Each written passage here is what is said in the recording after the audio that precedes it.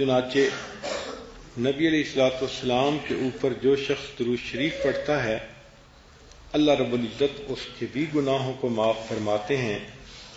یہ ایک ایسا عمل ہے جو ہمیں کثرت کے ساتھ کرنا چاہیے۔ نبی علیہ السلام نے ارشاد فرمایا شفاعتی لأہل الکبائر من امتی، میری امت کے جو گناہ گار ہوں گے تو ان کبیرہ گناہوں کے جو مرتکب ہوں گے ان کے لیے میں قیامت کے دن شفاعت کروں گا۔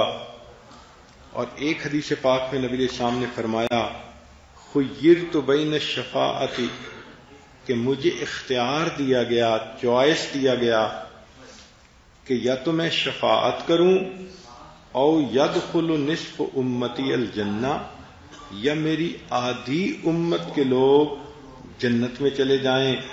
فاخترت الشفاعہ، نبی علیہ السلام فرماتے ہیں میں نے شفاعت کو چن لیا لأنہا اعم و اکفا، اس لیے کہ میری شفاعت کے ذریعے آدھی سے زیادہ امت جو ہے وہ جہنم کی بجائے جنت میں چلی جائے گی۔ سبحان اللہ۔ نبی علیہ الصلوۃ والسلام پر درود شریف پڑھنا اپنے غم کو ختم کرنا اور گناہوں کو معاف کرنا۔ چنانچہ حدیث پاک میں ہے ایک صحابی نبی علیہ السلام کی خدمت میں حاضر ہوئے، اے اللہ کے نبی صلی اللہ علیہ وسلم، میں آپ پر تیسرا حصہ وقت کا درود شریف پڑھ لیا کروں؟ فرمایا زیادہ کرو تو بہتر ہے۔ اے اللہ کے نبی صلی اللہ علیہ وسلم، میں آدھا وقت درود شریف پڑھ لیا کروں؟ فرمایا زیادہ کرو تو بہتر ہوگا۔ اے اللہ کے نبی صلی اللہ علیہ وسلم، میں 3/4 وقت آپ پر درود شریف پڑھ لیا کروں؟ فرمایا تم زیادہ کرو تو بہتر ہوگا۔ اے اللہ کے نبی صلی اللہ علیہ وسلم، میں پورا وقت آپ پر درود شریف پڑھا کروں؟ نبی السلام نے فرمایا اذن تکفی ہمک ویغفر لک ذنبک، اگر تو ایسا کرے گا اللہ تیری پریشانیوں کو ختم کر دیں گے اور اللہ تیرے سب گناہوں کو معاف کر دیں گے۔ سبحان اللہ۔ جتنا وقت ملے درود شریف پڑھتے رہیں تو دیکھو پریشانیاں ختم اور گناہ جو ہے وہ معاف ہو جاتے ہیں۔ اس لیے فرمایا کہ جب دو دوست آپس میں ملیں، واقف لوگ آپس میں ملیں، ایک دوسرے کو سلام کریں اور اس وقت لم یتفرقا، سبحان اللہ۔ حدیث پاک ہے، انس رضی اللہ عنہ کی روایت ہے کہ نبی علیہ السلام نے فرمایا ما من عبدین متحابین یستقبل احدہما صاحبہ ویصلیان علی النبی صلی اللہ علیہ وسلم، کہ دو محبت رکھنے والے لوگ جب ایک دوسرے کے سامنے آتے ہیں اور ایک دوسرے کو سلام کرتے ہیں اور پھر وہ نبی علیہ السلام پر درود شریف پڑھیں، لم یتفرقا، وہ جدا نہیں ہوں گے، حتی یغفر لہما ذنوبہما ما تقدم منہما وما تأخر، حتی کہ اللہ تعالی ان کے اگلے اور پچھلے سب گناہوں کو معاف فرما دیں گے۔ اب دیکھیں آپ دن میں شاید 50 خواتین کو ملتی ہوں گی، کہیں بہن کو ملی، کہیں ماں کو ملی، کہیں کسی پڑوسن کو ملی، رشتہ دار کو ملی، تو اگر ایسا موقع ملتا ہے تو نبی علیہ السلام پر درود شریف بھی پڑھ لینا چاہیے تاکہ یہ سعادت ہمیں نصیب ہو جائے کہ جدا ہونے سے پہلے مغفرت ہو جائے۔ اور ایک اور عمل ایسا ہے کہ جو عورتوں کو اپنانا چاہیے اور اہتمام سے کرنا چاہیے، یہ بخاری شریف کی روایت ہے، دار قطنی نے بھی اس کو روایت کیا۔ ابو ہریرہ رضی اللہ عنہ فرماتے ہیں کہ جو انسان جمعہ کے دن عصر کے بعد اپنی جگہ پر بیٹھے بیٹھے نبی علیہ السلام پر 80 مرتبہ درود شریف پڑھے، اللہ تعالیٰ اس کے 80 سال کے گناہوں کو معاف فرما دیتے ہیں۔ اب ذرا غور کیجئے، 80 سال کا مطلب پوری زندگی کے گناہ۔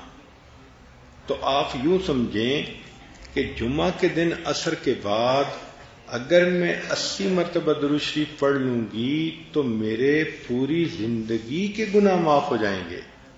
اور وہ درود شریف کیا ہے؟ اللہم صلی علی محمد النبی الامی وعلی آلہ وسلم تسلیما. اتنا بڑا درود شریف بھی نہیں، آپ اس کو لکھ لیں، پڑھ لیں، یاد کر لیں، اور کوشش کریں کہ جمعہ کے دن اپنے گھر کے سب بچے بچیوں کو کہیں کہ وہ آپ کے ساتھ نماز پڑھیں. چھوٹے بچے تو عام طور پہ گھروں میں ہی نمازیں پڑھتے ہیں، ماں ہی پڑھاتی ہے، تو وہ اگر اس دن اہتمام کے ساتھ اکٹھی نماز پڑھ لیں اور ان سب کو کہیں کہ سب نے بیٹھے رہنا ہے اور یہ درود شریف پڑھنا ہے. آپ خود بھی پڑھیں، بچوں سے بھی پڑھائیں، اور اس کے بعد دعا مانگیں، اور پھر دیکھیں کہ گھر کے اندر برکتیں کیسے آتی ہیں. ہم ایسے اعمال کرتے ہی نہیں کہ جس سے برکتوں کے دروازے کھل جائیں ہمارے لیے. تو جب بچپن سے بچوں کو اس کی عادت ڈالیں گی، وہ پوری زندگی پڑھتے رہیں گے اور اللہ ان کے گناہوں کو بخشیں گے. تو ہمیں چاہیے کہ ہم درود شریف جمعہ کے دن عصر کے بعد پڑھنے کی عادت کو اپنائیں. اور ویسے بھی حدیث پاک میں ہے کہ جمعہ کے دن ایک ساعت اجابت ہوتی ہے. ساعت اجابت کہتے ہیں وہ گھڑی جس میں دعا قبول ہوتی ہے. بعض علماء نے لکھا کہ امام جب خطبہ دیتا ہے تو دو خطبوں کے درمیان جب تھوڑی دیر کے لیے بیٹھتا ہے وہ ساعت اجابت ہے. لیکن زیادہ علماء نے یہ لکھا ہے کہ سیدہ فاطمہ الزہرا رضی اللہ تعالیٰ عنہ فرماتی ہیں کہ وہ ساعت اجابت جمعہ کے دن عصر اور مغرب کے درمیان ہوتی ہے. تو اگر عصر اور مغرب کے درمیان وہ قبولیت کا وقت ہے تو درود شریف بھی پڑھیں اور اللہ سے دعا بھی مانگ لیں، اور پھر شفاعت کی بھی مستحق بن جائیں گی، زندگی کے گناہ بھی معاف ہو جائیں گے، اور اللہ تعالیٰ کی طرف سے برکتوں کے دروازے بھی کھل جائیں گے. سبحان اللہ.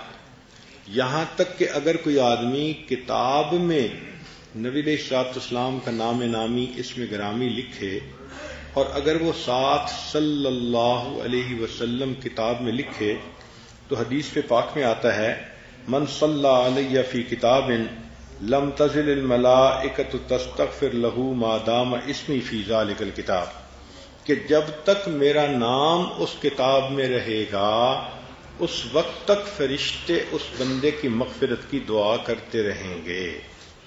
سبحان اللہ سبحان اللہ. سیدنا صدیق اکبر عنہ فرمایا کرتے تھے کہ ٹھنڈا پانی آگ کو اتنا جلدی نہیں بجھاتا جتنا جلدی درود شریف انسان کے گناہوں کی آگ کو بجھا دیتا ہے. سبحان اللہ. وقت ہوتا ہے عورتوں کے پاس ادھر ادھر کے کاموں میں مشغول رہنے کی بجائے، یا ایک دوسرے سے تبادلہ خیال کرنے کی بجائے، گپیں مارنے کی بجائے، حالات حاضرہ سننے کی بجائے، اگر عادت پڑ جائے کہ یہ اعمال میں نے کرنے ہیں، دعائیں مانگنی ہیں، مسنون دعائیں پڑھنی ہیں، درود شریف پڑھنا ہے، تو سبحان اللہ جنت میں جانے کا راستہ کھلا ہوگا. جہنم میں جانے والا سوال ہی پیدا نہیں ہوتا. مگر افسوس کہ غفلت کی وجہ سے وہ عورتیں آج جن کے بچے جوان ہو جاتے ہیں، شادیاں ہو جاتی ہیں، وہ نانیاں اور دادیاں بن جاتی ہیں.